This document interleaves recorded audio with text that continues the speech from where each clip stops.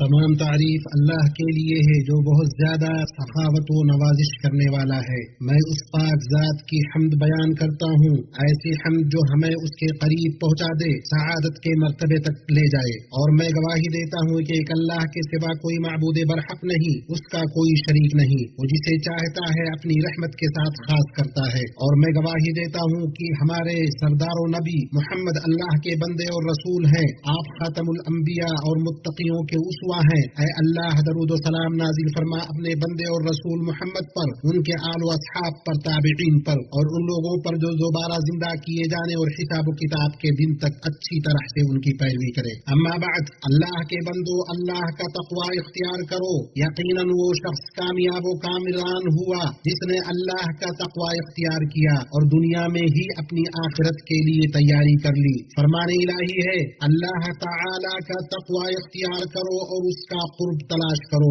مسلمانوں، دل کی سعادت، اندرونی خوشی، خوشگوار اور اچھی زندگی، یہ ایسا مقصد ہے جس کے لیے سبھی لوگ کوشاں ہوتے ہیں، ایسا ہدف ہے کہ تمام مخلوق جس کے متلاشی ہوتے ہیں، اور ایسی آرزو ہے کہ سبھی لوگ عقل و خرد رکھنے والے اس تک پہنچنے کی امیدوار ہوتے ہیں۔ لہذا تم انہیں دیکھو گے کہ وہ ان سبھی وسائل، اسباب اور ذرائع کا استعمال کرتے ہیں جن کے ذریعے وہ اس مقصد اور مراد تک پہنچ جائیں۔ جس کی بصیرت کو اللہ منور کر دے اور اسے رشد و ہدایت سے نواز دے، وہ جان لیتا ہے کہ بندے کی سعادت، کامل لذت، فرحت و سرور اور خوشگوار زندگی کی معراج اللہ تعالی کی معرفت، اس کی توحید، اس سے انسیت اور اس سے شوق لقاء میں ہے۔ شیخ الاسلام ابن تیمیہ رحمہ اللہ فرماتے ہیں، اللہ اور اس کے رسول صلی اللہ علیہ وسلم پر ایمان رکھنا سعادت کی اصل اور بنیاد ہے۔ قرآن حکیم کی آیتیں اس بات کو یاد دلاتی ہیں کہ اللہ کے دین کو تھامے رہنا،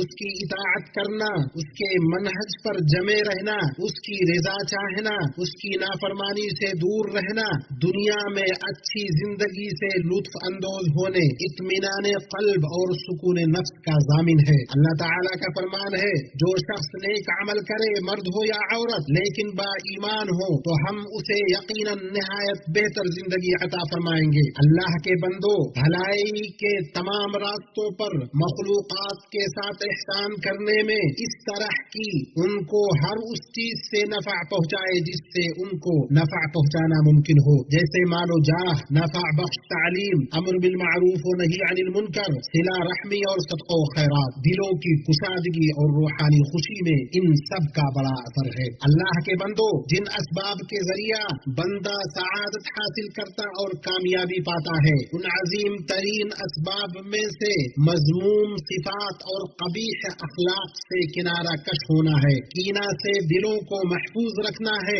بغض و عداوت سے بری اور محفوظ رکھنا ہے۔ اللہ تعالیٰ نے اپنے بندوں کے لیے ایسے اصول و ذرائع مقرر کیے ہیں جو ان سے اختلاف کی مصیبتوں اور بغض و عداوت کے اسباب کو دور رکھتے ہیں اور ان کے درمیان سعادت و محبت و خلوص کو عام کرتے ہیں۔ انہی میں سے باہم حسد کرنے اور منہ موڑنے کی ممانعت ہے، جس کے بارے میں انس بن مالک رضی اللہ عنہ سے حدیث ہے کہ رسول اللہ صلی اللہ علیہ وسلم نے فرمایا، ایک دوسرے سے بغض نہ رکھو، نہ باہم حسد کرو، نہ ایک دوسرے سے منہ موڑو، اللہ کے بندو آپس میں بھائی بھائی بن کر رہو، اور کسی مسلمان کے لیے جائز نہیں کہ وہ اپنے بھائی کے ساتھ 3 دن سے زیادہ قطع تعلق رکھے۔ انہی میں سے غیبت کی حرمت ہے، جس کی حقیقت کو رسول اللہ صلی اللہ علیہ وسلم نے اپنے اس قول سے واضح فرمایا ہے کہ اپنے بھائی کا اس طرح تذکرہ کرنا جو اسے ناپسند ہو غیبت ہے۔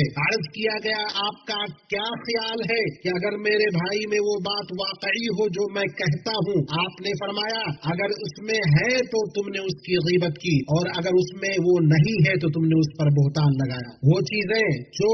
دلوں کو بدلنے اور روح کی پاکیزگی کو گدلا کرنے کا ذریعہ ہے، ان میں اور ان کی حرمت آئی ہوئی ہے، ان میں چغل خوری ہے۔ رسول اللہ صلی اللہ علیہ وسلم نے فرمایا، چغل خور جنت میں داخل نہ ہوگا۔ چغل خور وہ ہے جو لوگوں کے درمیان بگاڑ پھیلانے، باہمی محبت کی ڈور کو کاٹنے کے غرض سے باتیں نقل کرتا ہے۔ اسی وجہ سے نبی صلی اللہ علیہ وسلم نے منع فرمایا کہ آپ کو کو اپنے صحابہ کی ایسی بات پہنچائی جائے جو آپ کو بری لگے، آپ نے فرمایا تم میں سے کوئی شخص مجھے میرے صحابہ کے بارے میں کوئی بات نہ پہنچائے، میں چاہتا ہوں کہ میں تمہارے پاس آؤں تو میرا سینہ صاف ہو۔ اللہ کے بندو، اللہ سے ڈرو اور دلوں کی سلامتی کے لیے کوشاں رہو، کہیں کینہ اسے خراب نہ کر دے۔ اللہ تعالی مجھے اور آپ کو اپنی کتاب کے طریقے اور نبی اکرم صلی اللہ علیہ وسلم کی سنت سے فائدہ پہنچائے۔ اللہ عز و جل سے اپنے لیے اور آپ سب کے لیے مغفرت طلب کرتا ہوں۔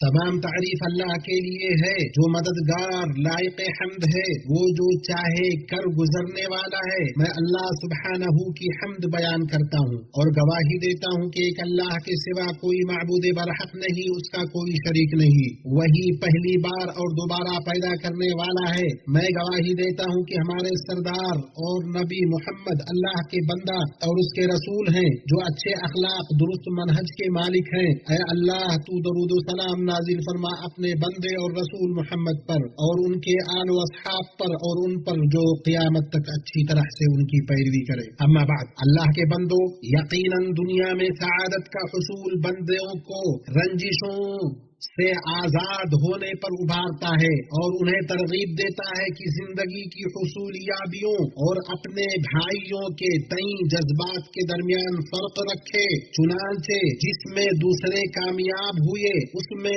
اپنی ناکامی کو اس بات کی وجہ نہ بنائے کہ وہ تمام لوگوں کے لیے ناکامی اور نقصان کو فروغ دینے لگے، کیونکہ وہ اس سے کہیں بالا تر ہے کہ چیزوں کو ذاتی نقطۂ نظر سے دیکھے، بلکہ اسے چاہیے کہ مفاد عامہ کا خیال رکھے، خواہ وہ ذاتی طور پر کتنی ہی دنیاوی چیزوں سے محروم ہو جائے، کیونکہ اسے پتا ہے کہ حسد ایک لا علاج بیماری ہے اور ایسا دشمن ہے جو کسی مومن کے دل میں ایمان کے ساتھ جمع نہیں ہو سکتا، جیسا کہ ابو ہریرہ سے مروی ہے جس میں آپ صلی اللہ علیہ وسلم نے فرمایا ایمان اور حسد کسی بندے کے دل میں جمع نہیں ہو سکتے۔ حسد غیر پسندیدہ خصلتوں اور بد اخلاقیوں میں سے ہے۔ حسد کرنے والوں کی طبیعت خباثت پر مبنی ہوتی ہے، وہ شدت حسد کی بنا پر اپنے ہر محسن سے نفرت کرنے لگتا ہے اور جب انہیں خود سے بہتر حالت میں دیکھتا ہے تو ہمیشہ رنج و غم میں مبتلا رہتا ہے اور اپنی زندگی میں سعادت کا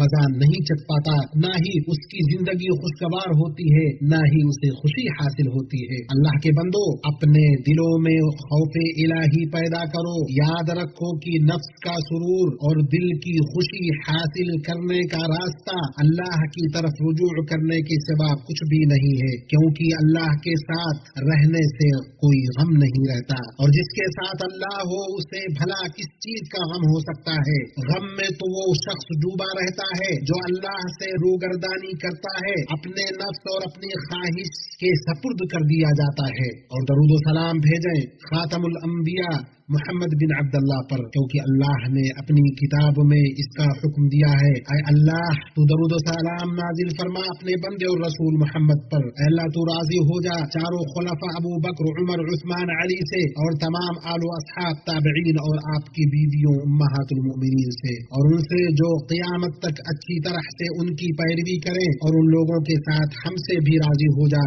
اپنے عفو، کرم، جود و سخا سے اے اکرم الاکرمین۔ اے اللہ اسلام اور مسلمانوں کو غلبہ عطا کر دین کے قلعہ کی حفاظت فرما، موحد بندوں کی مدد کر، مسلمانوں کے دلوں کو جوڑ دے، ان کی صفوں کو متحد کر دے، ان کے سربراہوں کی اصلاح کر، حق پر ان کے کلمات کو جمع کر۔ اے اللہ ہمیں اپنے وطن میں امن عطا فرما، ہمارے سربراہوں اور حکمرانوں کی اصلاح فرما، ہمارے امام اور ولی امر خادم حرمین شریفین کی حق سے تائید کر اور ان کے لیے نیک مشیر مہیا کر۔ اے اللہ انہیں اور ان کے ولی عہد کو اس کام کی توفیق دے جس میں اسلام اور مسلمانوں کی بھلائی ہو اور جس میں بندوں اور ملک کا مفاد ہو۔ اے اللہ جس کی طرف قیامت کے دن لوٹنا ہے اس ملک کی اور مسلمانوں کی باقی ملکوں کی حفاظت کر، ہر بھلائی کو سمیٹے ہوئے ہو اور ہر بھلائی سے محفوظ ہو۔ اے اللہ فلسطین میں مسلمانوں کی حفاظت کر، اے اللہ ان کی حفاظت کر، ان کے سامنے سے، پیچھے سے، دائیں سے، بائیں سے، اوپر سے، اور ہم تیری عظمت کی پناہ چاہتے ہیں کہ وہ نیچے سے ہلاک کر دیے جائیں۔ اے اللہ ان کا معین و مددگار ہو جا،